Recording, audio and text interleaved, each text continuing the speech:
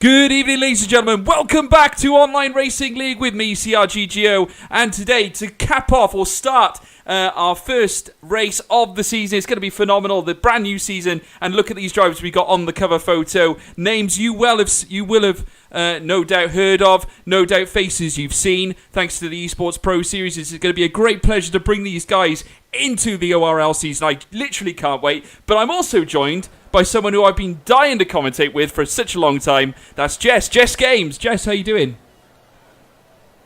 Excited for the action to begin. As you said, we've got a high caliber drivers here tonight that we're going to be commentating on.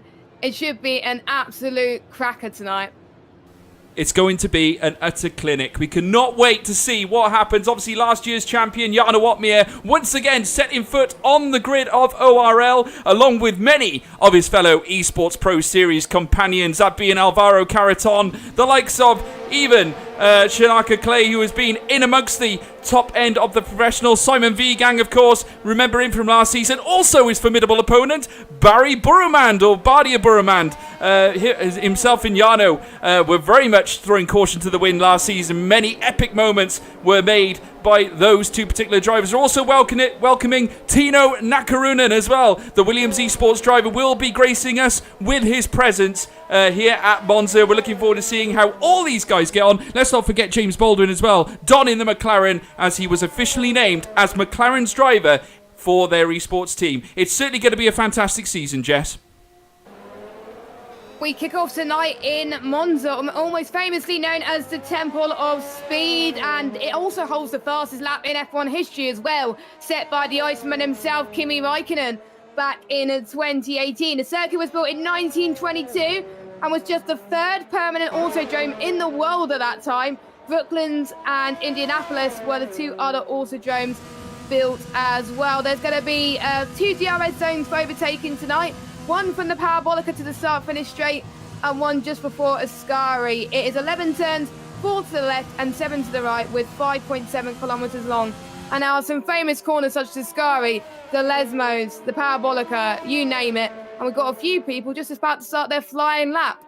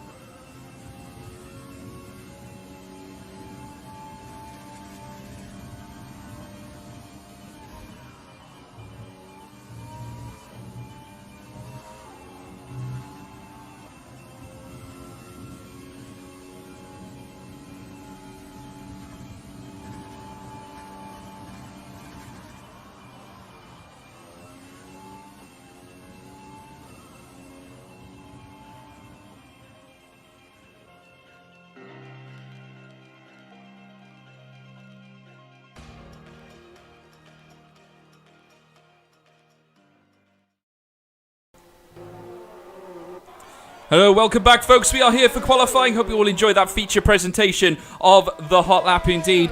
We've just been catching up here with qualifying. As you can see, the numbers are cruising in right now. 117s across the board, separating P9 and P8 and upwards. Looking at the top end, Jarno Opmeer with a 117.723. What a phenomenal lap time. And literally finest, like the gaps between these guys thinner than a fly's eyelash right now. Barry Broomerand, who we're riding on board with, just coming into the pit lane, a 117.749, literally ankle bashing at Jarno Opmeer here in qualifying, and followed of course by Simon Vigang back again to face his two adversaries once again here in ORL. He is right up there as well in P3, and further down Photon coming back into play after an impressive race in our exhibition earlier this week. But Jess, these times are phenomenal.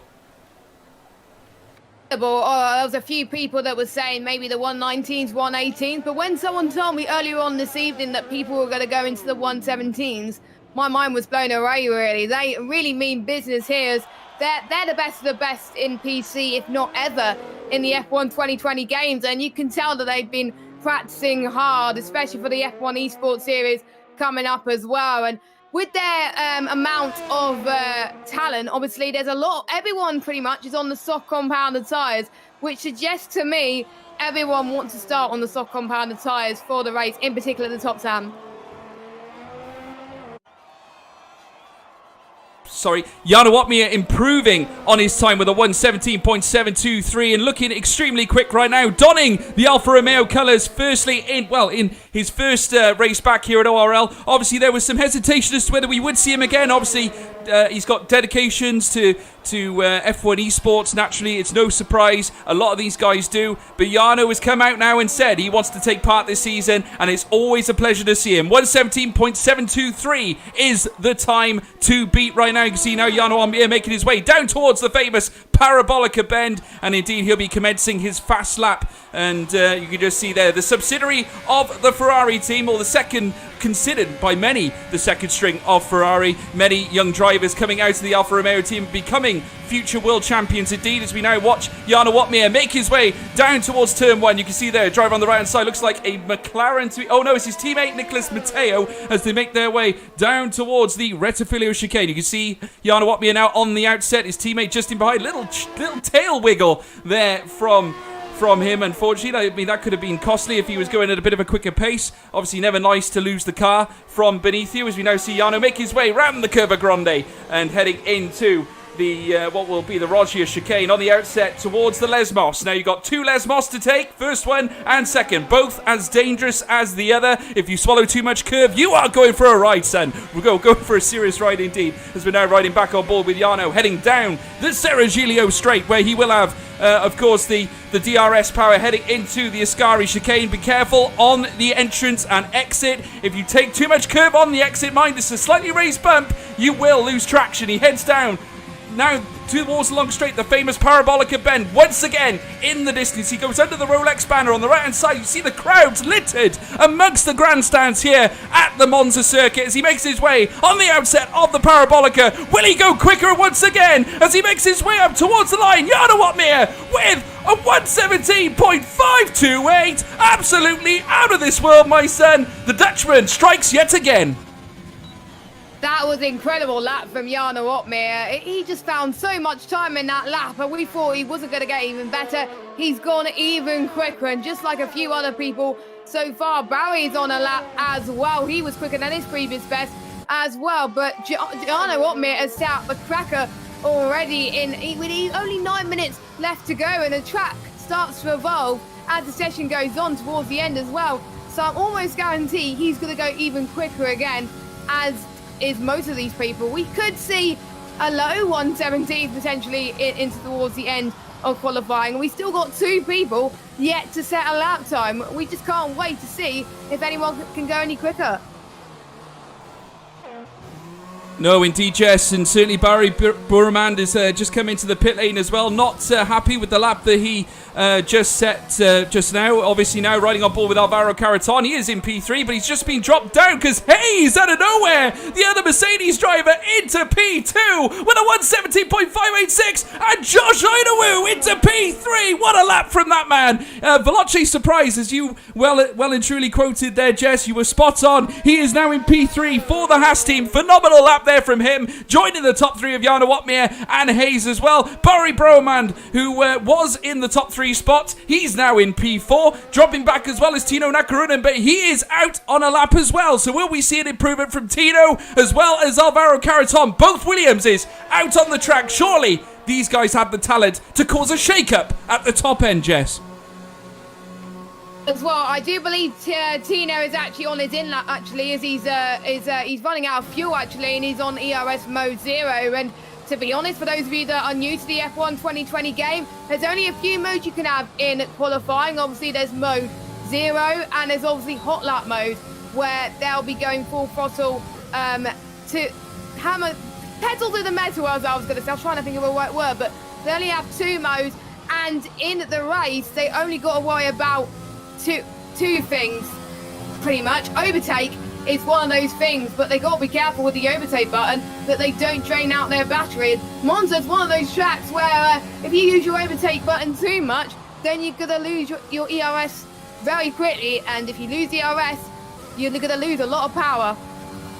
You certainly are. Obviously, you never want to be hammering out the ERS, certainly on this, certainly in this version of the F1 series. Naturally, if you leave it on overtake, it drains rather rapidly, so you've got to be very careful when you are indeed using it. Obviously, it seems to me that it's very useful as it is at the moment. Obviously, given the fact that you don't have to toggle between the various different ERS mode settings, so naturally that gives a lot of the drivers a little bit more of an advantage, and therefore we can start to see more effective uses of overtakes, certainly on the straights. And I'd imagine it really does conform even more so to a race setup. So naturally you'll be seeing the drivers using it effectively, especially here at Monza, where there are so many pungent straights where you can nestle in behind a car and obviously make use of a slipstream. Obviously, I think the slipstream has actually been banned on this occasion. Obviously, given the fact that these drivers are as good as they are, obviously they need to make use of their racecraft and their driver talent, their pace alone,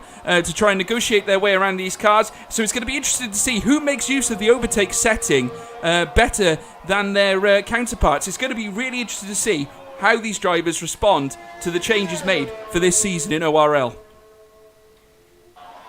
Change as well, and another thing as well, tyre temperature is a thing as well, especially in the formation lap, really, especially in the rain too. I found if your tyres get too cold in the formation lap, it can really hinder you at the start of the race, and you'll get a really rubbish start. So to be honest, qualifying near the front will be absolutely crucial, because you get less dirty air and you have clear air in front of you, and you're more than likely going to get a good start as well. But Monza, potentially P2 could be a good start as well, because that is where we'll see the most overtaking opportunities into turn 1. And usually if you're in the number 2, then you're more likely going to go and get a better liners. We've got a few more people about to finish their laps. We've got Barry, who's about to finish his lap. So far, can he go even quicker? He goes 1/10 quicker, and he goes into P3 just behind his teammate Hayes. Indeed he does. Barry Burman taking P3 spot, tuck it in behind his teammate. A Mercedes 2 and 3 on the top 3 positions here at Monza. Phenomenal showing in qualifying by those men, and we'll certainly see more from them, I'm sure, going through qualifying. Obviously, we're coming towards the squeaky bum time, what I call squeaky bum time of qualifying session. We're now well within the 5 minutes left to go, and certainly looking further down, the Williams is still out and about looking to improve. Yeah, Alvaro Caraton being one of them. He's coming around the Parabolica now. Sector 3 lit up right now in Williams colours, as you can see on the halo, as they make their way down towards the line. Indeed, the time looks pretty strong, and it is P4. He improves and goes ahead of his teammate and Josh Idawu. P4 for Alvaro Carreton. Great time, but also let's not forget the McLaren. James Baldwin is out and about going around the second Lesmo, heading down what will be the Serigilio, where the DRS will be lit up and he will punch it, heading down towards the Ascari chicane. Indeed, the quick chicane. Like I said, watch the curbs on the outset. You do not want to lose the car. That's certainly the last thing you want at this moment in time, certainly around a fast track like Monza, as he makes his way under the Rolex banners. The crowd's littered in anticipation to watch this McLaren light up this grid as he comes down towards this parabolica bend. You can see the swooping curve dead ahead as he now makes his way around, clinging to the curve for dear life there as he makes his way on the outset. The Armco banner on the left hand side comes round into the pit lane. James Baldwin not happy with that lap. Yep, he invalidated earlier on as well, which means he had to abort his lap on the track map that I got on my screen. It was completely red, so that means he has to go out again, and he doesn't have very long to do so, with 3 minutes left to go, of course, and due to the fact that quite a lot of people would be benefiting from obviously the straights such as Ascari and obviously Parabolica, they really want to get out very quickly, and just because it's a shorter lap, that doesn't mean you need to leave it out late. You have to go out as quick as you possibly can, but a lot of people, I bet you though, George, will want to be the last person out on the circuit. I'd imagine you're quite right there, Jess. Just watching Tim Palm enter the pit lane. He is replacing Freddie Rasmussen here today for the race. Freddie unavailable to race here today, but obviously we will see him throughout the season. We have got a packed grid of absolute juggernauts in this field this season in ORL. It's absolutely exciting. I cannot believe we have packed in this much talent. It's the strongest, I suppose, league grid we have seen in so many years, Jess. It's absolutely unbelievable. Jarno Opmeer, Barry Boerman, Alvaro Carreton, Tino Nakarunen, James Baldwin, Simon Vigang. Need I say any more? We've got them all here at ORL, and that's exactly what we want to see, and this is why we show it. We want to bring up the new talent as well. We want to inspire people out there to take up the esports profession, and looking at many of the other drivers here on this grid who are also extremely capable of slinging out really good, fast, pacey lap times. It certainly is going to be enthralling. Maybe we'll see a wonder kid. Maybe we'll see someone we've never heard of start to really grab the bull by the horns here in sim racing, Jess. See new people do well, obviously, and there may be people that absolutely fantastic. Obviously, we got people that are young as well, the likes of obviously Hypers, who is Tomek in the McLaren. He's only 14, so he's not qualified for esports yet, 'cause obviously he's too young, but oh my, I've seen him race in many online races before. I even raced him before, and I pretty much, it's amazing to race alongside him, even though he lapped me quite a few times, but it just goes to show how quick he is, and he practices a lot, as do a lot of these drivers, and in a few years' time, just watch for this kid, and he could possibly challenge for the top of the esports crown. Absolutely, Jess, and I'm just following on with another young pretender, that being Nicholas Matteo in the Alfa Romeo. Certainly looks like a man with certainly wins on his mind. I watched him in an exhibition event the other day. He was absolutely brilliant. I got to say, the man packs pace, and we're looking forward to seeing what he can do around this Monza circuit. The Italian Grand Prix certainly hasn't been hit with this much talent in a long time, certainly in sim racing or esports for certainly a little while now, and we're now looking at Nicholas Matteo now make his way around the Parabolica. What is he going to post? Will he join his teammate at the top end of the classifications, as we now see Nicholas diving down towards the pit lane? Well, just on the outside of the pit lane, he goes P5 at 117.704. The two Alphas coming in to the top end of the top 10. Constructors massively as well, and you really want to be working together pretty much in the race. So Matteo meaning business here at the moment, as the checker flag is just about to drop, with a few people about to come across the line to complete their lap. One of them is Shanaka Clay. He's 18th place at the moment. He can't do any better in terms of getting into the top 10. He's in 12th fastest. Roy comes across the line. He's in 13th. We've also got McLaren as well. Hypers, he is in P7. His teammate James Baldwin is going to cross the line as well. We got the two Renaults as well. It's just everyone's wanting to go for their lap pretty quickly as well. I'm not sure who's going to be the last to cross the line. I think it is one of the Williams drivers, so we're going to watch them, as we've got Simon Vigan. He's just finished as well. Barry cannot do any better as well. We got Jarno Opmeer. He's on pole at the moment. Is he going to do any better? Nope, he doesn't. He does not improve, but he stays in a pole position. Hayes invalidates his lap time. Volker just retired. We got one of the last Williams drivers. Can he knock Jarno off his perch at the moment? No, he can't. And I think that's it for qualifying, unless we've got the AlphaTauri of Calcifer down in last place at the moment. Let's see what he can do. I didn't see his last splits time, so I wonder if he's going to match and go into the 117. He's very close. No, he's not. He's into the gravel, and that's his qualifying done. So Jarno Opmeer, by 0.2 of a second, is on par with Barry in second, Josh in third, Hayes in fourth, and Caraton in fifth place. What a phenomenal qualifying session here, Jess. It's been nothing short of enthralling. We have got top drivers littered across the classifications. Jarno Opmeer, though, spearheading the bunch there with a 117.390. Barry Burrowman there in P2, a 117.513. You can just see him coming out of the Ascari chicane now, heading down to what will be the straight. You can see that contingent of cars. Will it be a good day for the Tifosi? They've had a bit of a weak qualifying session. Manuel Biancoglia is now in P18. His teammate, CRG Napadovsky, P12 at this moment in time. Have the Tifosi got something to shout about later on? It certainly will be interesting, folks. We want to see how these guys apply their strategies. Certainly it will be certainly a decision maker as to who might win today. But Jarno Opmeer taking the P1 spot there with a lap time of 117.390. Barry Borman in P2. Josh Idawu P3. Hayes in P4. Alvaro Caraton P5. Best of the rest for Williams, that's for sure. Nicholas Mateo P6. Tomek Peradzik P7. Simon Vigang P8. Tino Nakarunen in P9. Photon P10. James Baldwin P11. Nabadovsky P12. Tim Palm P13. Remember, he's subbing in for Freddie Rasmussen. Shanaka Clay, P14. Roy Arnouts, P15. Alvaro in P16. Nardi, P17. Biancolio, P18. Calcifer, P19. And Jake finishes off the rest in P20. But what a grid we got for the Monza GP. It's going to be absolutely phenomenal. Jess, what are your predictions? It's a hard question because A, it's the first race, and also the top 20 all separated by 9/10 of a second. That is amazing, I've got to say. I mean, it only took one mistake for some of these guys, and it costed them quite a lot of positions. I mean, that's just absolutely crazy. It's just going to be hard to call, but one of my favourites going into this race has got to be the reigning champion, Jarno Opmeer. He's took pole here today. Can he convert it into a race win? Well, we have to find out as the session goes on, George. We certainly will, Jess. These guys will be throwing caution to the wind. They know each other's pace. They know how each other tick. It's going to be interesting. Certainly Monza is certainly a track built on speed. You've got the tight chicanes, but as soon as you're out of those, you're putting your foot straight on the power to bend yourself through the likes of the Curva Grande, maybe even the Serigilio, or the run up to the Parabolica, or even the Rettifilio Tribune, or the straight as it's known. And it's going to be interesting to see who can handle this circuit the better, who's going to make use of the corners, the Ascari chicane, who's going to come out quickest and take the advantage heading down the straights. Oh, unbelievable. I cannot wait. They're just about to line up onto the formation lap now, and as you can see, leading them off is Jarno Opmeer, Barry Burrowman right next to him.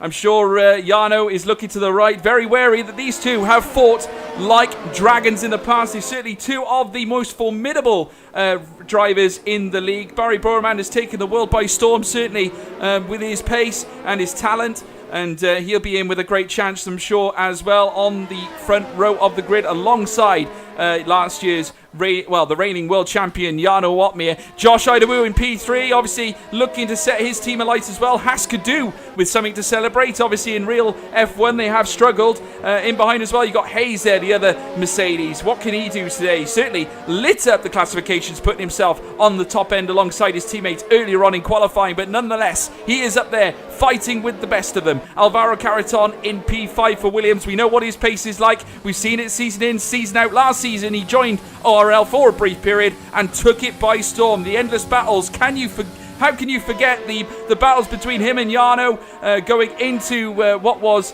a phenomenal race at China? I got to say, the battles, the overtakes were out of this world, and I'm sure today is going to be no different. Everyone in the live chat, we got 110 people lit up amongst the people in the live chat. Please submit your selections as to who you think is going to win this Grand Prix. Answers on a postcard, please, folks. Any driver can win this. The talent here is absolutely unreal.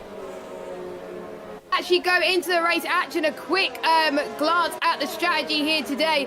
The top 11 on the soft tyres, the top 10 had to start on the tyres they set their fastest lap on.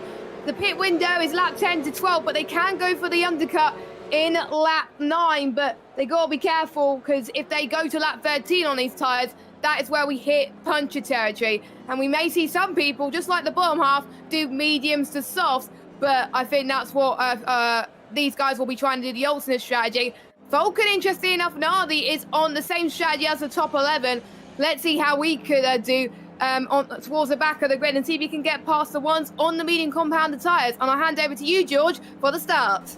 Thank you, Jess. Yes, the first pedal to the metal, go, go, go, go of the season. Can't wait to bring it to you here, folks. The driver's just lining up, ready for the start of the race. Here we go, party on!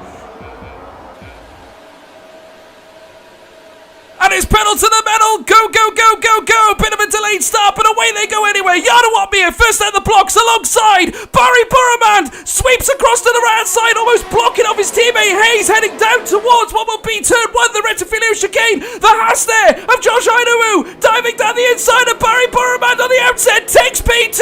What a move by the man in the Haas. Controversy at the back. Hayes gets nudged off. Moving up the grid, Parancic, Matteo with Simon Vigang. Yellow flags in sector 1. Chaos at the start, but Yarno, he's cruising in front, going through the Roger chicane. Jess, it's underway.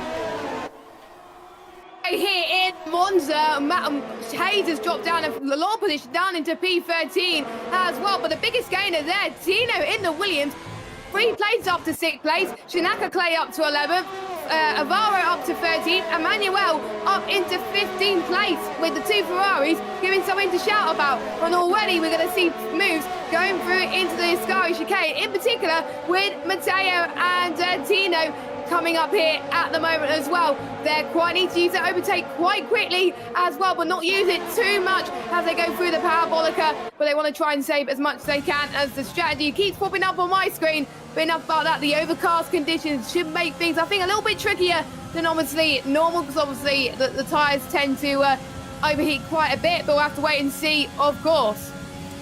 Here we are riding on board with Tomek Parancic, the man plugged into the back of Alvaro Caraton as they make their way down towards turn 1. The blue flags raised, pay no attention. Early start, obviously issues with certain telemetry systems here at F1 2020 will be resolved soon, I'm sure. But there is Tomek Parancic riding on the back end of Alvaro Caraton. Don't be fooled again, folks. He is not in P1, but he is battling at this moment in time. We've certainly got a feast for our eyes as we now see the cars make their way down through the next chicane, that being the Rogium on the outset now, heading down towards the Lesmos. The McLaren chasing down that Williams of Alvaro Caraton now. Barry Burman just ahead of him in P4, but the gap is still ominous right now. Yana Watmere leading the way, leading the charge for the Alfa Romeo team. It's been nothing short of exquisite, folks. The drama is not yet finished. We're going to be seeing more as they make their way down towards the next chicane, that being the Ascari, and indeed the gap there between Tomek and Matteo has increased slightly, but Nicholas Matteo, don't count the man out. He will fight to the death for everything he gets.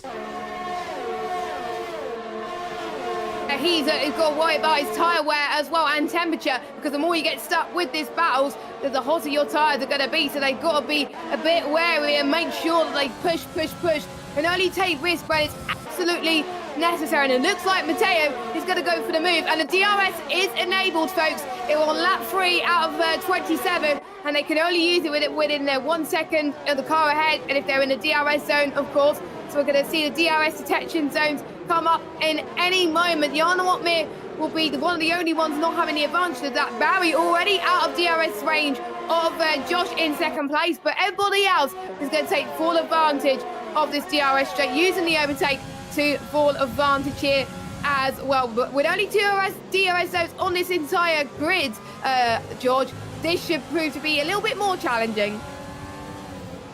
Absolutely, Jess. It's certainly going to be absolutely challenging for every single one of these guys. Doesn't matter how much experience you pack here in sim racing. Certainly everyone is in the same boat. They're all driving the same cars. The setup, the pace is exactly the same. It's a question of how you drive the car. As we now see James Baldwin trying to hunt down Simon Vigang. How many times did we see this last season? James Baldwin, the world's fastest gamer, proving that he still is that around this track at Monza, trying to close the gap on the Haas of Simon Vigang as they make their way under the Rolex banners, soon to be coming around the famous Parabolica curve, where they'll be making their way down to start, should I say, lap 4 of lap 27. Certainly a long way to go, folks. Early doors, and yet the drama is not yet finished. They make their way past the pit lane. You can now see Simon Vigang just ahead of James Baldwin, dashing down the stretch now. Photon in behind him. Remember, 2 seasons ago, he was the world champion here at ORL, and I'm sure he would not hesitate to add yet another one to his already glistening trophy cabinet, I am sure, Jess. But certainly, it's all to play for at this early stage. But at the moment, Jarno Watmere still leading the charge. They're already pulling up a gap to Josh as well, 1.5 seconds. He's found 5 tenths in the last few laps, actually. So he's doing absolutely a brilliant job. As soon as he got clear of Josh, he's pulling away as well. He was saving a little bit of earth as well, I've noticed. And noticeably, a bit of fuel too. So that's going to help him start to push and get away from these guys that are wanting to take away Jarno Watmere's title like a magnet, pretty much, as well. But Matteo Ontina Nakarinen once again, as we got our first penalty of the day. Hayes' race is going from bad to worse, down in 15th place so far. A few people have also made their stops. Obviously, Jake had damage. I think Jake has been brake checked by someone, and Calcifer in 19th place also had damage as well, so he had to go into the pits. Everybody else yet to make their stops, of course, because the pit window will hit around about lap 9 to lap 10, so don't expect pit stops just yet unless we get any damage from some of these drivers. The pace is just remarkable. They're still within DRS trains of each other. I was just about to comment that, actually, Jess, the DRS train is very much alive and well, and certainly it's going to be a question is who's going to be the first to break it and be able to generate enough straight line speed in order to make a crucial overtake. Indeed, it looks like Alvaro Caraton right now is plugging all over the back of Barry Burman as they make their way around the famous Curva Grande. No Grande moves just yet, to quote Crofty, that's for sure, as they make their way down towards the Roger chicane. Barry Burman still in P3, but he knows that Alvaro Caraton, a man that drives like a possessed beast, looking to make his move up on the asphalt of the Monza circuit as they make their way around the first Lesmos. The second one beckons, making their way around it, sticking close to the curves to get the most, the best execution of corner as they can as they make their way out, heading down the Serigilio towards the famous Ascari chicane. Barry Burman still sticking to P3 with Alvaro Caraton bearing down on him like, I don't know, he's an absolute, I gotta say, he's a mystic. Alvaro Caraton is a man that's able to pull out a move like nobody's business. I've seen it before. He did it at China last season, and I'm sure he'll do it again. The battles are still yet to come, folks. The DRS trains are still lit up, but for how long will they last, Jess? Well, even the DRS train is just so hard to pass on this circuit because everyone is having DRS, and it shows that having overtake and DRS is just so OP on this game. They have more to worry about, and it's just going to make it a lot harder unless the car in front doesn't not have DRS. And we are seeing the full effect because Barry doesn't have DRS, whereas Caraton is. So the question is, these guys have got to get out of the DRS quickly if they wanting to give their team, basically their rivals, a disadvantage, really, because they don't want to be within their slipstreams because they're going to gain even more time otherwise. So that's going to be the crucial factor going into the rest of this race. Obviously, they're pushing on the softs now, but for how much longer? They don't want to wear their tyres up too much. Don't forget, these are the tyres they've been using in qualifying, so that's even more crucial. And if they use their softs too much in qualifying, then it could come to full effect. But who's going to do the undercut here today? I wonder. Will people stuck in traffic a bit more will opt that? Maybe Barry will probably be the first one to blink potentially and get ahead of his rivals potentially, or maybe even Caraton as well. We'll have to find out very soon. Yes, Jez, strategy is the big question mark. Who's going to be the first to break as they make their way down the straight once again, heading towards the Parabolica? James Baldwin, the world's fastest gamer, proving to Simon Vigang why he is just that, trying to really notch him behind that Haas and his gearbox, literally almost sitting in the car with him right now as they make their way down the stretch. Can he make use of the DRS to make a crucial overtake? He just can't generate the pace. Obviously, without the slipstream, these guys are going to have to pull off every bit of grind and push and persistence as they can as they make their way through the first chicane, the Retafilio on the outset, heading down to what will be the Curva Grande. Simon Vigang still ahead of James Baldwin. He's just behind Nicholas Matteo, the man with raw pace, who is actually 1.1 seconds behind James Baldwin's teammate Tomek Peradzik, who's in P6. So will this allow Simon Vigang to make that crucial overtake and try and take P6? Could that be our first move of the day, Jess?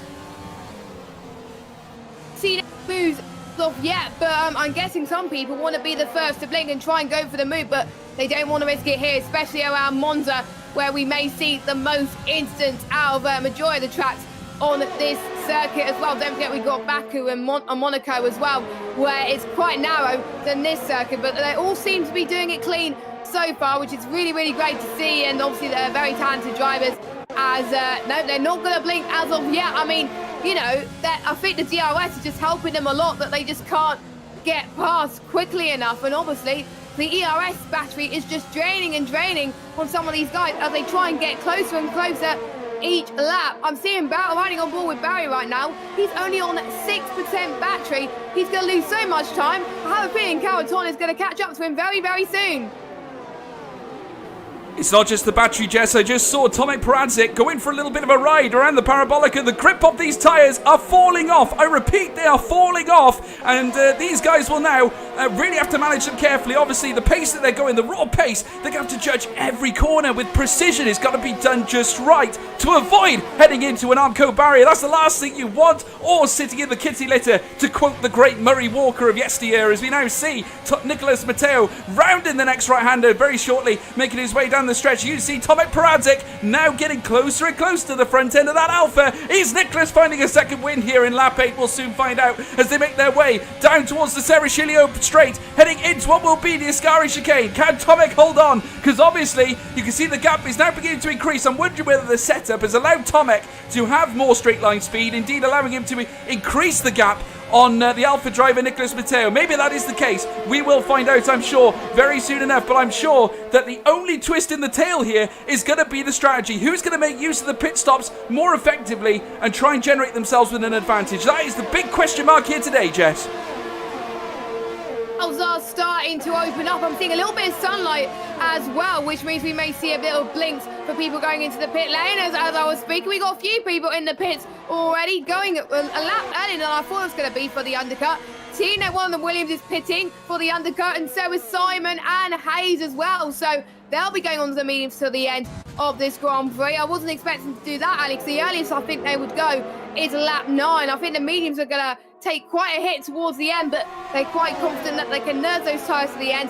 They may hope for a safety car. They may hope they could have some clear air so they can save those tyres. But I wonder if the undercut is going to pay off for those drivers, as we're seeing one of the battle as Arroyo goes past Shinaka Clay into, I think it was turn 5, I believe, just for the first Lesmo. So there he goes up into P10. Shinaka's struggling just a little bit there around Monza, but yeah, and they're not on zero lap or mediums. They've been on mediums since the very start, and they'll be going on to the softs around about lap 14 to 15 is when they'll be going on to the red tyres as the bottom half will, apart from Nardi, who started on the soft compound tyres.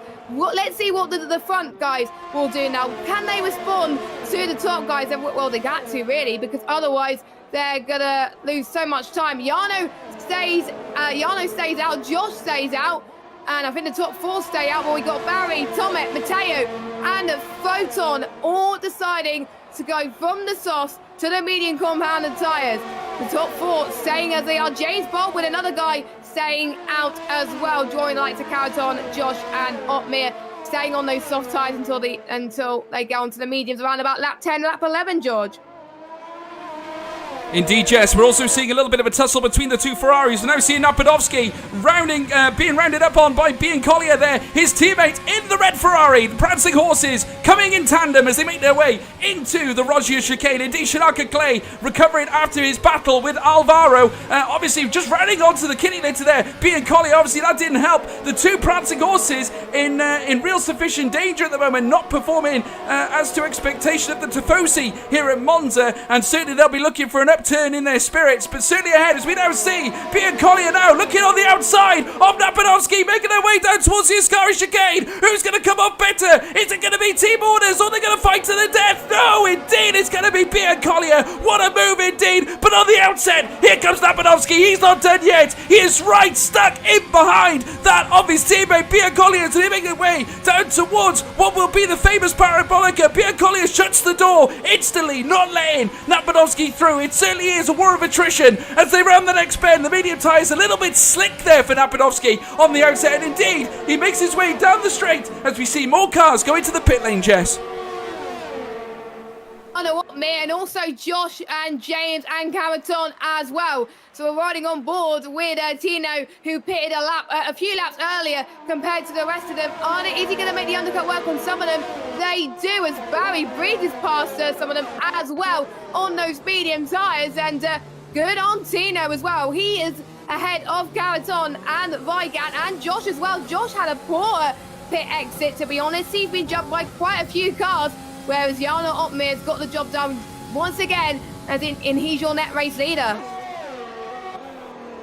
He is indeed, and Jarno Opmeer once again pretty much leading the charge there with Barry Burremand and Alvaro Caraton tucked in behind him as well. Not forgetting these two had an incredible battle last season. We saw it all unfold. The drama was absolutely unreal as Jarno goes for a ride there, nearly loses the back end of his Alfa Romeo as they make their way down the straight, the Sergilio straight, and bombing down to what will be the Ascari chicane. Indeed, Barry Burremand trying to close the gap. He knows he needs to try and get close to Jarno Opmeer in order to make use of the DRS.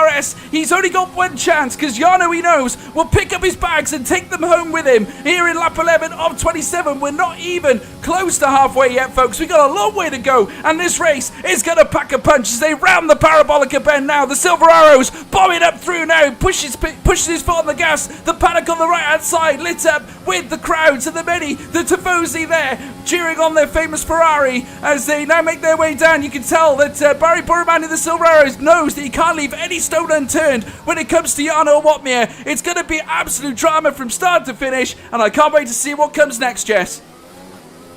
Indeed, I think Barry was having luck running on low ERS again, whereas Jarno has been on 49, 50% pretty much for the whole lap. So Barry is struggling with his ERS management, as it seems. That's probably why he's not getting so much time on Jarno Opmeer, because obviously Jarno will probably be using the overtake button to try and get away from the likes of Barry and Tino as well. And I'm worried about Barry because the two Williams are pretty much the prancing horses at the time being. They want to get as many points as they can in the constructors as well, in the drivers as well. I wonder if Tino's going to close in lap on lap. Tino's on the same ERS as Jarno Opmeer at the moment, and I think Caraton is on slightly higher ERS as well, so it's going to benefit those Williams drivers more than the Mercedes drivers at the moment. The two Haas cars are still hanging in there, but since they're lower down the field at the moment, that means they can save their ERS. They certainly can. The battles are still raging on, though, further down the grid, or in this case, further up the grid. Shanaka Clay, the battle rages on. Tim Palm coming out with Alvaro into turn one, but here comes the racing point there. Shanaka Clay, he wants revenge from earlier on after Alvaro shut the door on him. But indeed, the racing points can't strike this time. And indeed, as they round the Curva Grande, Alvaro knows that he's there 5/10 behind Tim Palm. That little battle there with the racing point of Shanaka Clay gave him a chance to kick on and allow the Red Bull to create a gap, and indeed he's making the most of it. He is still treading or leading the charge with these cars tucked in behind him, including the two Tifosi cars, that being the prancing horses, the Ferraris of Napanovsky and Collier. But still the battles rage on as we now see the two Ferraris plugged into each other round in the second Lesmo. It's still all to play for. Jess, I don't know who's going to blink first, but I gotta say it seems to be the closer these guys get to each other, the more likely we're gonna see the drama unfold. Don't pull off a strategy they do in real life, to be honest, and let's hope that they don't double stack, because otherwise it's going to cause so much chaos in this race. But we only got a few more laps to go until the medium runners decide to go and box, but I'm almost certain one of the Ferrari drivers has to do the undercut, otherwise they're going to be held up so much right now. But they're going to keep battling anyway, and obviously the boss of Ferrari going to let them anyway, as here comes the Napanovsky in towards turn one. He's going to try and get some slipstream from his teammate as well, but look at his teammate, he's going to try and get the switchback into turn one. Can he do it? No, not at the moment, as they stay in position right now. The in P4, the Tifosi are cheering on for both their men right now, but all the Tifosi are hoping is for the Ferrari drivers to not crash. It's some great racing, and I'm glad they're keeping it on the track and giving us some great racing, George. They truly are. It certainly shows to be, I've got to say, a Charles Leclerc and Vettel clinic. I just hope we don't see any scenes like we did at Brazil last season. Obviously, we don't want to see any punctures or any dramas that takes both Ferrari cars out of the race. Let's hope that they're all on the same side here today at Monza as they make their way down the straight, that being the Serigilio towards the Ascari. Dead ahead, though, Shanaka Clay still trying to poke and a peck at the Alvaro car. The Renault for Alvaro making his way out to the Ascari chicane. He himself trying to close the gap on Tim Palmer, who is now 4/10 of a second, or under 4/10 of a second ahead of him at this moment in time. As we look further down, Jarno Watmir still trying to close the gap himself. He's now within 2.5 seconds of Roy Arnouts. That time is literally being lumberjacked. I gotta say, he really is lumberjacking at those lap times right now. Barry Boromand in P8, currently 1.5 seconds. That gap is growing, I say growing, since he came out the pit lane. I'd imagine that ERS has been absolutely red since he's left the pit lane. Jarno Watmir with unbelievable pace, still technically needing the charge based on pit stops, but looking further down, Alvaro Carreton is also in trouble because Simon Vigang has come to life here in the Haas as they round their way out of the next chicane, leading up their way towards the famous Curva Grande. The Haas car plugged in. It's a battle of the Titans here, Jess. Who's going to blink first? Charge once again, he had a poor start and he's forgetting the troubles from the start of the race. He says, hang on, let's continue carry on from where you left off in obviously the esports series where he's done so well, and continue that momentum into the second part of the race. He's doing a lot better than the first part of the race, and it just goes to show it's not where you start, it's where you finish, and that is his main goal for Simon Vigang right now as well, and his teammate is not that far behind as well. Meanwhile, the battle for the medium runners are still going strong. The ones who still yet to make their pit stop is Tim Palmer is coming off Shanaka Clay. Shanaka Clay's in the Racing Point and Tim in the Red Bull, filling in obviously for Rasmussen, who can't be here today as well. It's crucial that these guys need to make sure they're ahead of each other in the pit stop. We've got one of the Ferraris blinking first. They're doing the undercut, whereas everyone's not. It's going to be three wide going into turn number one. Who's going to blink first? And Shanaka Clay is going to try and get a better exit into turn one,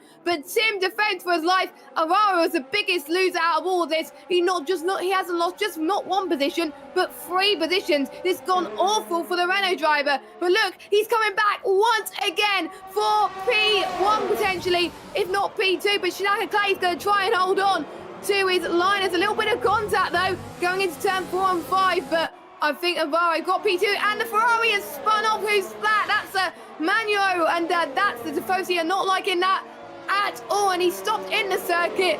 They're not going to be pleased with that, that's for sure, and I'm sure he's going to have to pit, have to have a change of front wing pretty soon. But meanwhile, who's going to be ahead in terms of the top 3 on the track? I mean, to go onto the soft compounder tyres, and the softs around this circuit, it's almighty quick, and if they've been leaving it for that long, then this is going to be a spicy end to this Grand Prix. Absolute drama here, Jess, in lap 16 of 27. We've been waiting for it for ages, but the Tifosi indeed, much like Leclerc and Vettel from last season, have come together, and indeed the drama has lit up here at Monza. But looking further afield, obviously Shanaka Clay battling with Alvaro, and indeed all 3 of them now in the pit lane. Tim Palm leading the contingent into the pits, and indeed that allows Jarno Watmir to take the official lead of the Grand Prix. Barry Burman in P3 with Alvaro Carreton, well, P2, sorry, my telemetry's a little bit wrong, folks. Jarno Watmir leading the charge. Barry Burman P2 in Alvaro Carreton in P3 with Simon Vigang P5. Josh Idawu still there in amongst the rest. Tomek Perantic, what a string of cars we have here. The DRS train still very much alive. Who's going to give it a kick in first as they make their way around the Curva Grande? Jess, it's anybody's race. They can't make too many mistakes really, because otherwise the guys behind are going to get them as well. But look at Carreton on his teammate Tino. He is charging right now. There's only 1 spot on the podium left potentially. 2 if Tino can catch up to the Mercedes of Barry as well. We're almost certain that the win could go to Jarno, but we see surprises here in this league, and we could see a surprise here tonight. But Jarno has got to keep his head focused if he wants to win this race. As long as he keeps the car on track, he's absolutely fine as well. But Barry's still not good with his ERS management, whereas Tino, he is doing absolutely brilliantly, but his teammate is doing even better right now. 70% of his ERS still available to be used, and he's got enough to actually use the overtake as well. Could he get past his teammate, or will he be forced to stay behind him for team orders? We'll have to find out pretty soon as well. We may see the same situation happen with the two cast cars, who are also on the same strategy as well. Will Josh try and get the move on Simon, or will Simon have to hold on to that position? We'll have to wait and see, of course.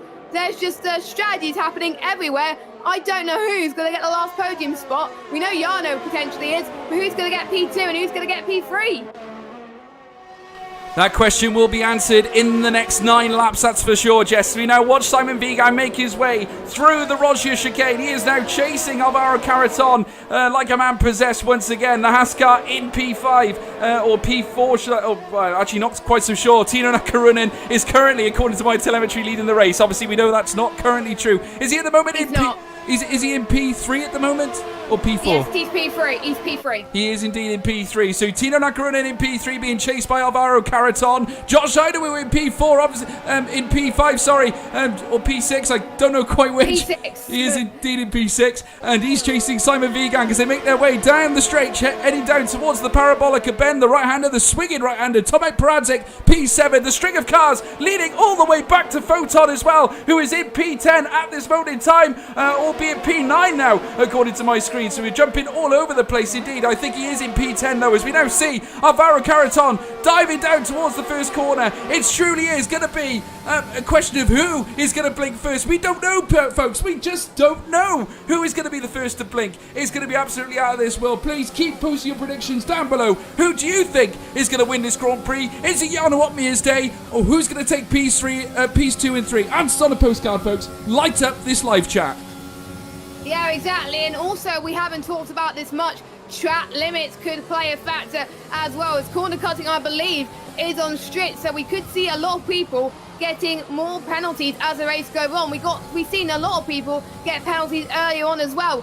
And we've seen in some races in ORL last season where penalties could decide a position in this race, and we don't want that. We want to see a position being gained on a track, and most of these guys have been keeping it clean, with some of them trying to not get any more penalties, because otherwise they're going to drop down a few positions, as well as a few. You can extend some corners in regular, but in straights you can't do that, and the stewards are watching very, very closely at the moment, as we as commentators, obviously, for the next couple of laps or so, as Jarno Opmeer just about to start lap 20 of 27. Barry is closing the gap by a few tenths in that lap, so Barry is catching up just a little bit on his pace, but we also got the two Williams prancing as well that could potentially make the move pretty soon. Carleton could be the one who's the first to blink soon, but he's just not going for it yet. No, indeed, Jess. Certainly Alvaro Carreton currently stationed where he is right now, trying to chase and gun down his teammate. Of course, very, very tightly grouped, this bunch of cars. Certainly the top 10 very much glued together almost, and nothing separating them, as we now see Barry Burman, Alvaro Carreton, Simon Vigan entering and exiting the Roger chicane as they make their way around the first Lesmos once again. But Jarno still leading the way. He is now 1.8 seconds clear of Barry Burman, and indeed doing extremely well. Alvaro Carreton also in behind his teammate Tino Nakarunen, and this contingent of cars leading its way down towards the Ascari chicane indeed. Further down, Simon Vigan and Josh Idawu there as well. Tomek Paradzik P6, Nicholas Mateo in P7 as well. The Alpha still not out of the woods yet. He's chasing down Tomek Paradzik in the McLaren car, and indeed, how long are these guys going to be able to keep hold of these medium tyres? Will they be able to last till the end, because they're really pushing as hard as they can? Naturally, this has a gigantic effect on the tyre wear, that's for sure. But Tomek Paradzik in the McLaren, still stationed ahead of Nicholas. In behind him, in behind Nicholas, he's in a McLaren sandwich, because James Baldwin is tucked in behind him as well. You can't separate these cars whatsoever. The gap's thinner than a fly's eyelash, Jess. Until the end of this Grand Prix, is look at this train right now. One tiny mistake could possibly have someone ending up in the wall or something, and it could cause a little bit of an incident. We don't want that to happen. And for those of you that are wondering, obviously the top 12 at the moment are on the medium compounded tyres. Everyone down from 13th to 18th are on the soft, and then obviously the ones who've had wing damage had to pit for hards at the start of the race, at the end of that one, so that is why they're on the hards, and they'll probably be going on the softs at the end as well. Meanwhile, Shinaka Clay got past Roy for P16 as well. Still, he's chasing down Navarro for P15 as well. Still, the battle rages on between Tim Navarro and Shinaka Clay as well for the midfield spots towards the back of the grid as well. It's great to see that everyone is having a battle, not just the front pair as well, which is great to see as well. Nobody is blinking at the moment. I think, George, they're just going to wait for the final few laps to give us a match, because otherwise they're going to be losing their ERS quite quickly.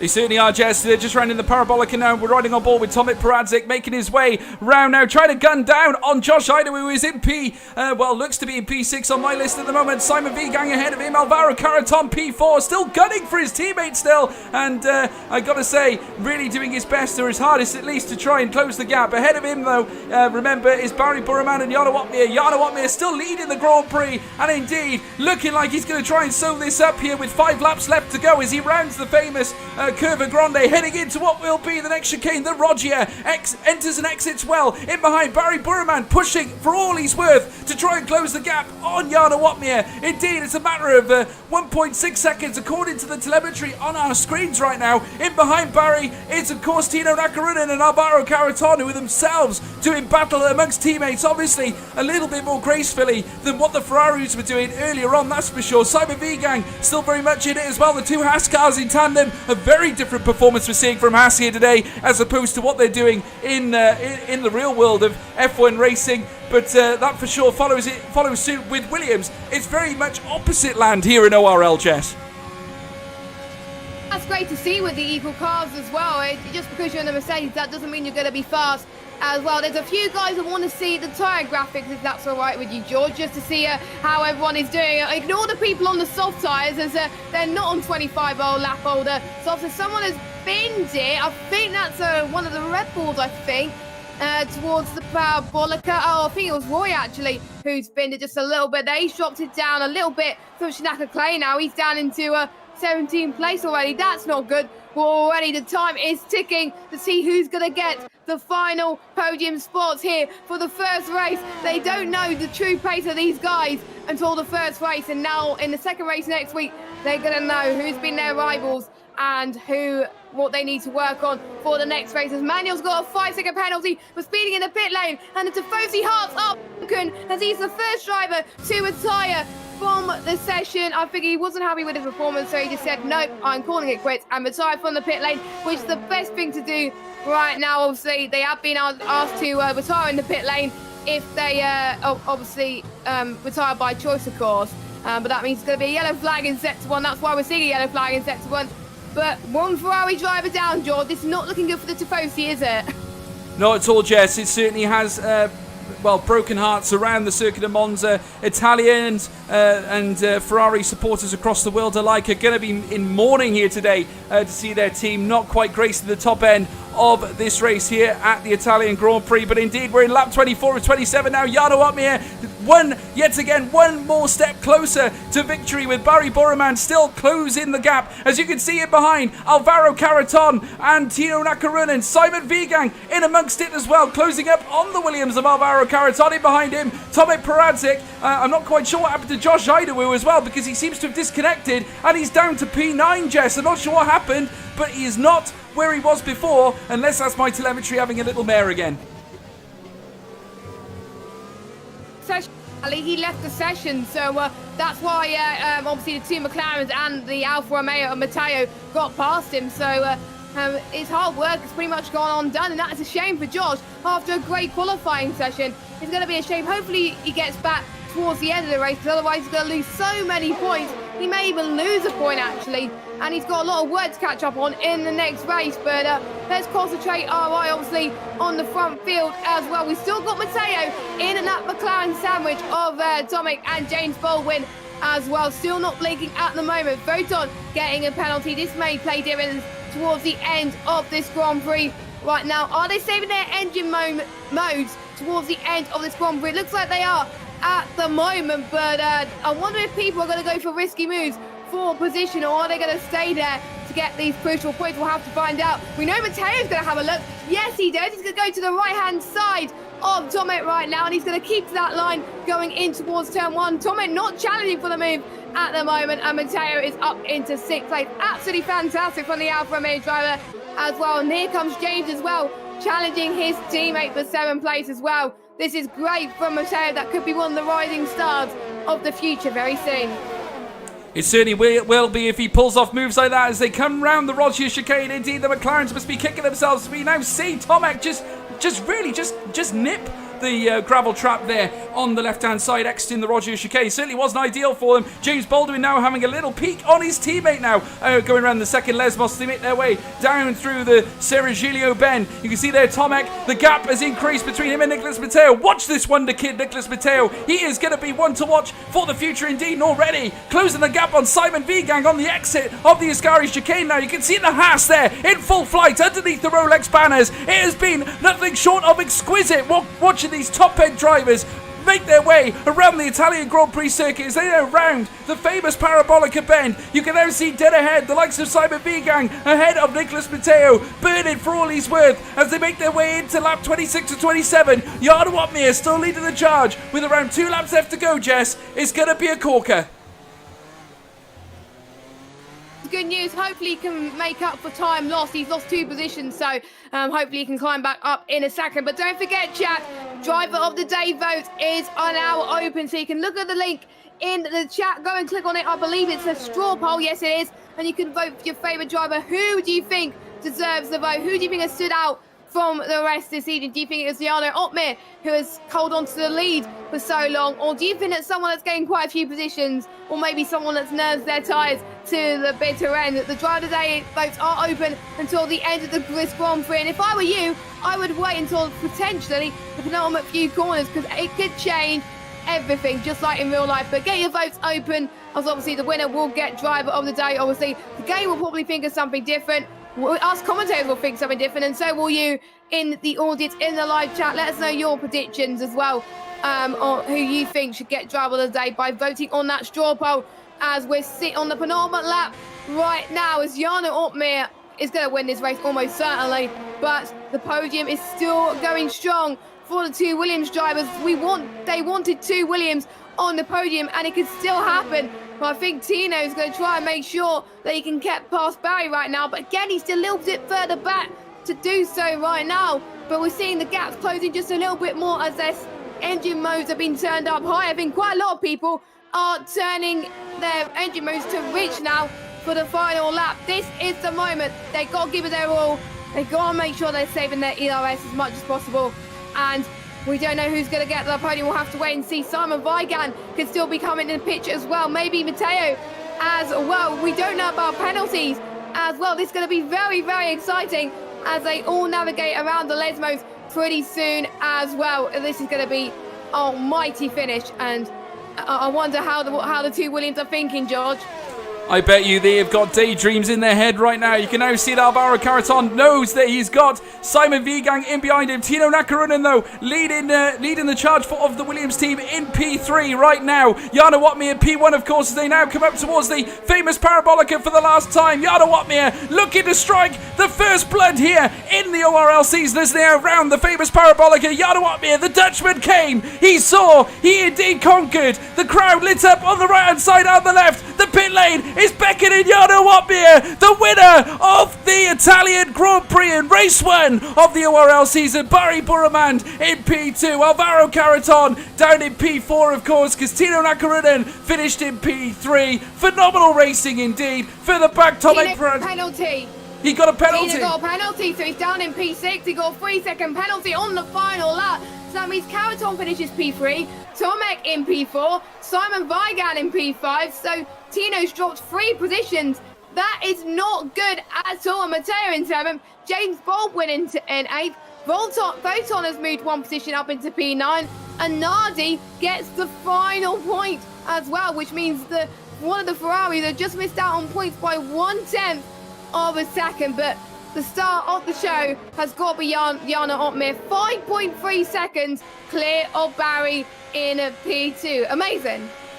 Absolutely phenomenal race, Jess. I got to say, we were left our mouths gaped open. We could not believe what we were seeing. Literally, Jarno picking up his bags at the start, pretty much sending them home as well, donning the famous Michael Schumacher's helmet as well in the process. Alfa Romeo are going to be absolutely delighted with the result that their man has brought home here today. Jarno Opmeer is the winner here at the Monza circuit. The Italian Grand Prix lit up for Alfa Romeo. They have given Nardi as the driver of the day, or Nardi Tanitsa, as he's now shown here on the circuit of Monza. They now come to the top step. Indeed, Jarno Opmeer is leading, or won, the Italian Grand Prix and will inadvertently lead the Drivers' Championship. Not forgetting our finishers as well. Alvaro Caraton P3 and Bardia Buremand in P2 for the Mercedes team. What an absolute corker of a Grand Prix, Jess. Enjoyed that, I must say. Well done to all the drivers, and it's just astonishing that they were all ever so close of each other. I do believe no one was lapped as well, and I need to see who got the fastest lap of this race, and it was Alvaro in P16, which I believe no one gets a point for that since it's outside the top 10. But look at all those penalties, George. That really decided the outcome for most of this race. But heads up to Jarno Opmeer and Tomek as well. Only two drivers to have no penalties, so they get the squeaky clean award today, as I like to call it. So well done to both of them. Everyone else has got at least one penalty, with Tino Nakarinen getting a penalty on the final lap, which is a shame. And obviously he had 3 seconds beforehand, but now he's on to 6 seconds as well. Let's go through your order. Jarno Opmeer takes the win with Barry in second, Caraton third, Tomek in fourth, Simon in fifth, Tino Nakarinen in sixth, Matteo in seventh, James Baldwin in eighth, Volturn in ninth, and Nardi in 10th. But then we got Napadovitsky in 11th, Tim Palm in 3rd. Josh, unfortunately, after this poor disconnection, drops down into P13. Hayes in 14th. Then we got Shinaka Clay in 15th, Havaro 16th, Roy in 17th, Calcifer 18th, and your last finisher, Jake, in 19th. And the only retirement in this Grand Prix is one of Ferrari's, Manuel Bianchi, but I can't even say his name. Manuel, anyway. And that has been your Italian Grand Prix. What a race, ladies and gentlemen. It's been an absolute pleasure calling this tonight. We will have driver interviews as well at the end of the race, obviously, like we usually do here at ORL. But like I said, it's been nothing short of a pleasure. Absolutely brilliant. Credit to all the drivers that have shown up here today. It certainly was an enthralling race. We were very lucky, myself and Jess. Jess, I got to say, first of all, it's been a pleasure having you alongside me here today. I say thank you for inviting me. I only got the late call last night to do this for most of this season, and to be honest, I'm really enjoying this tonight, and I'm looking forward to next week as well. Yeah, absolutely. It's certainly not over yet, folks. We've got a long way to go indeed. It certainly does not stop here. The thrills and spills will be coming from all angles right through this new ORL season. We're looking forward to seeing who has got the best of the bottle here. Indeed, Jarno Opmeer leading the charge at this moment in time. But like we have said before, we've got a long season ahead. It's going to be really, really phenomenal to see who picks up the wins in the remaining races here in ORL. But we have surely got one of the strongest grids in ORL history, and certainly that race proves it, and indeed proves it with a vengeance, that we have got the strength and quality of drivers to really blow your mind there at home. I hope you're all enjoying it. We certainly did. Let's move on to the driver interviews now, because we're looking forward to seeing the guys who obviously came out on top here at ORL here in the Italian Grand Prix. We're just waiting for them, obviously, to join us, of course. And as soon as they do, we will bring you news of that. But Jess, let's just go through a review of what happened here today. Obviously, Jarno Opmeer picking up the plaudits like we expected. He's just joined us, actually, in the casting booth. Hello, Jarno. Can you hear us? Think so. Think so. We got all three of them. In fact, we might as well start the interview now. We've got all of them with us now. Brilliant. But I got to say, what a race, Jess. It was brilliant from start to finish. I mean, if this is what it's going to be like for the majority of the season, then I can't wait. And someone's speaking. Who's that? Was that you, Jarno? Check. Testing. There might be a delay, I think. I'm not sure.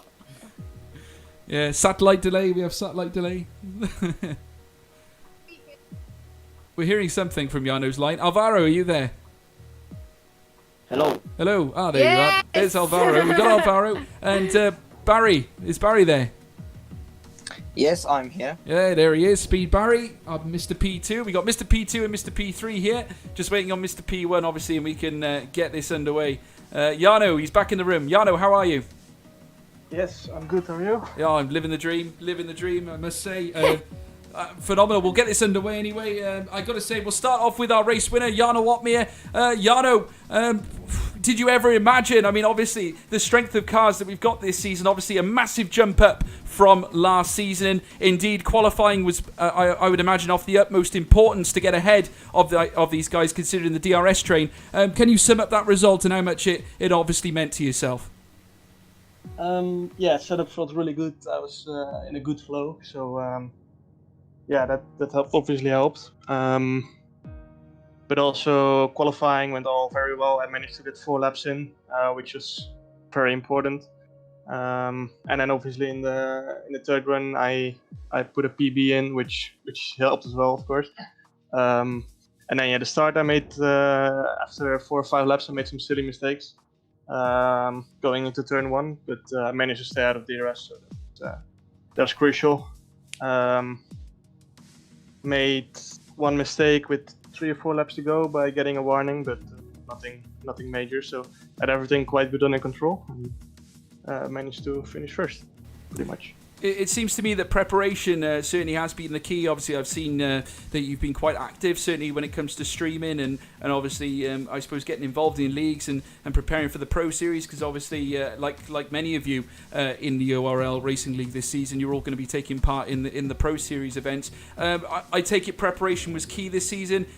Just give us some indicator as to how much work has gone into getting ready for the new game and the new F1 Series edition. Yeah, I've been putting in a lot of hours, also with streaming, which I'm still quite a little bit new to. Yeah, I cannot stream my league races, of course, because we have to keep something secret. But yeah, I will be streaming some more stuff, of course, and obviously I'm gonna try and win every race possible this year. I think I'm a lot stronger than at the start of last year. So yeah, I'm quite confident about this year's game. Certainly as well, obviously the Constructors was quite a pressing matter for you as well when you were driving the Mercedes. Obviously this season now, you've got a teammate in Nicolas Matteo. Now Nicolas, we haven't heard much of him, but obviously recent races I have seen him in, he looks like a very formidable driver himself. Do you think that Alfa Romeo have what it takes? Because judging from what we can see, there seems to be the makings of a strong partnership between yourself and Nicolas. Do you think we're going to see more from this kid, and will we be seeing Alfa at the top step of the ORL Constructors title?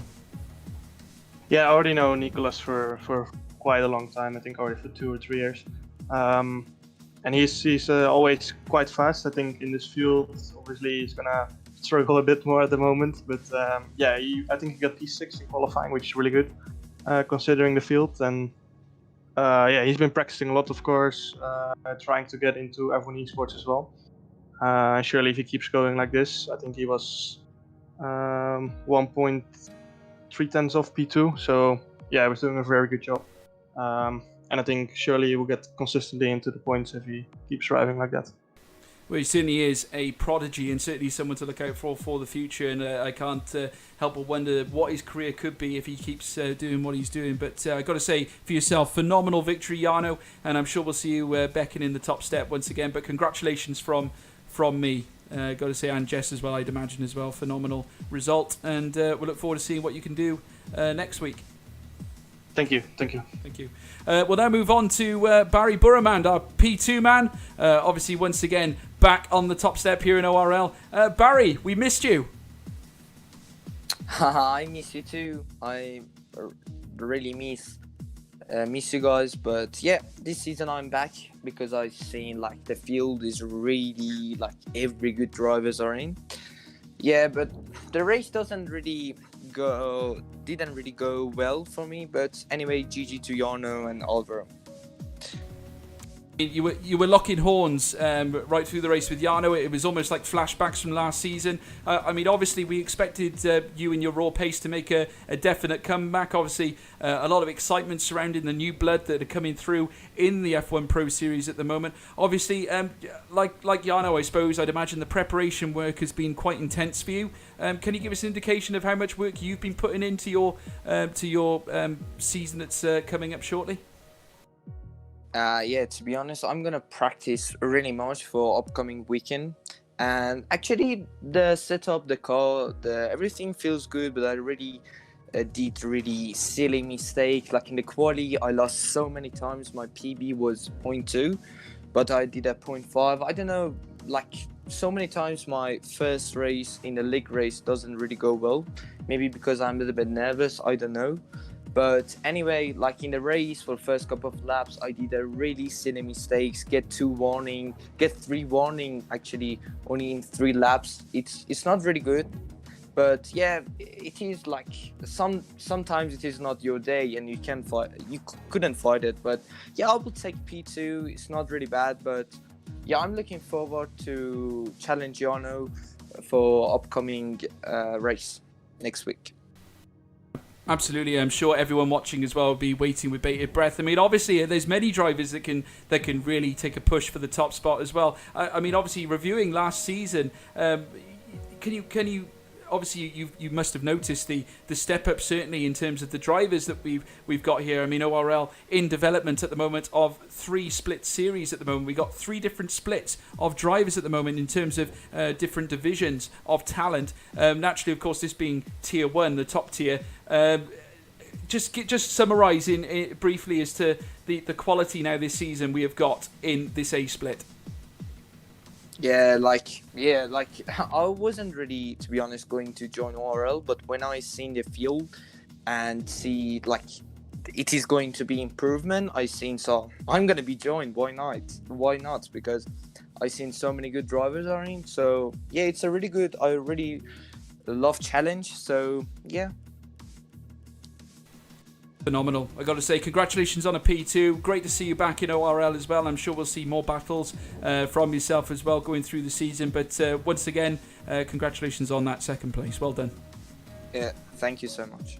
No problem. We'll move on now to, last but not least, Alvaro Caraton leading the Williams contingent here again. Alvaro almost picking up from last season. Great to see you back in the Williams car, donning the white and blue once again. Just summarise that race for us. Obviously, it was stiff out there.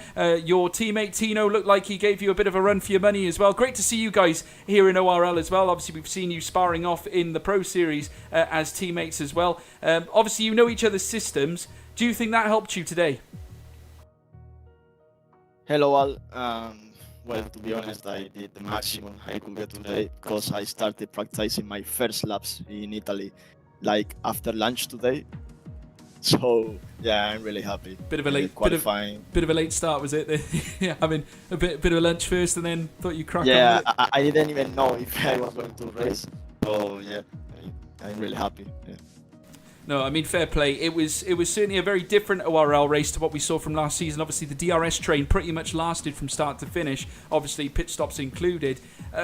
There obviously seemed to be no separation amongst the grid order. Did that make it extra difficult to make those crucial overtakes? Because obviously, when you've got no slipstream and you're only making use of the DRS where you know that the rest of the grid have DRS as well, just summarise for us as well how much more difficult overtaking is in that situation. I think it's more difficult to overtake because you have the delta every time. You have the new mirror, like you are controlling every car every time. From my side, I had a really bad start of the race because I was P4, but I got 3 seconds in lap 7, I think. So yeah, I decided to calm down, follow the car in front, and it paid off because Tino got 3 seconds in the last lap. So yeah, really happy. Well, you come into this season with such a strong driver pairing. Yourself and Tino, like we said, both formidable esports drivers. Just give us, where do you see Williams going this season in ORL? Are we going to be seeing a potential Constructors' Championship? Because I got to say, you're both very capable of collecting decent podium finishes and points. are we going to be seeing Williams really challenge for the Constructors' title this season? I don't know. We always try to win races, score more points as possible, but it's only July. We need to work a lot, and we need to improve our setups as well. So I don't know. It's only the start of the game, not even a month. So yeah, I don't know, but we'll fight for it. Good man, and of course we'll look forward to seeing you fight for it right through the season as well. Congratulations on a P3 finish, and no doubt we'll see more from yourself in the future as well. Jess, anything from yourself as well? I think you pretty much sums up what I was about to say brilliantly. Obviously, well done to obviously Jarno for continuing where you started, and obviously well done to our 2 podium sitters as well. And I'm almost certainly we're going to see different podium sitters, I think, every race due to the high caliber drivers tonight. So I am looking forward to seeing who's going to end up in those seats next week when we head to round 2 of the championship. Absolutely, we can't wait as well. And just to mention to you guys at home as well, I hope you enjoyed the commentary that myself and Jess brought out for you today and the coverage that was brought to you from ORL. Please don't forget to leave a like and a subscribe as well to the channel to stay in tune or up to date with ORL content. Obviously, races will be happening for the immediate future on Sundays until the AOR season starts. We will then be moving to Thursday nights where we'll bring you more live coverage of the season. But stay tuned. Be sure to leave a subscribe so you know first of all, firsthand, when those streams are going to take place. But I got to say, I think that pretty much wraps things up here at ORL. It's been a pleasure. But from myself, George Morgan, CRGGO, and Jess Games 95, it's been a pleasure. We'll see you next time. Goodbye.